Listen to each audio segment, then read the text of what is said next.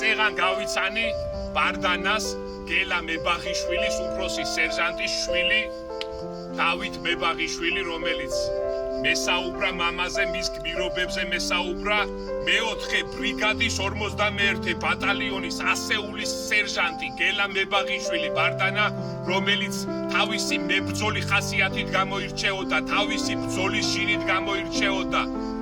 გმირი იყო, ის ნამდვილი საქართველოს გმირია, მისი ვაჟკაცობით გაგვიმარჯოს ჩვენ ყველას, მისი სახით ყველა ნამდვილ ქართველ ვაჟკაცს გაუმარჯოს.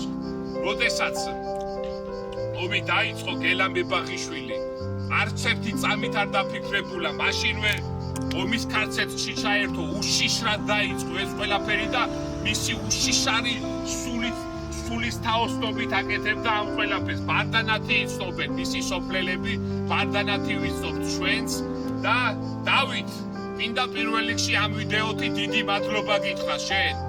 გელა მებაღიშვილს კიდე მინდა ცოცხალი როგორც ცოცხლად ისე გაუმარჯოს, რადგან დღემდე გვახსოვს მისი ცოცხალი სახელი.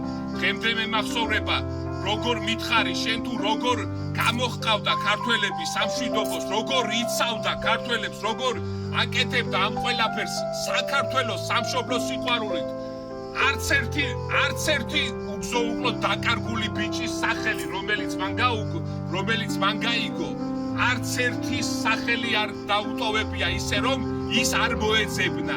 მის ყოველ საძებნელად იყო წასული და საქართველოს და საქართველოს შვილების სამშვიდობოს გამოყვანა ეცადა. გელა მებაღიშვილი, როდესაც იყო შესული ცხინვალის რაიონ ხეთაგუროვში, იქ გაიცნო ოსი ექიმი და მას უთხრა, რომ ერთად წავიდეთო, წინ გამიძეხიო და შენ თუ რამე ოსები დაგინდობენო, შენ გაიხადე ჯარისკაცის ფორმაო და ოსურად დაიწყე საუბარიო და შენ სამშვიდობოს გახვალო.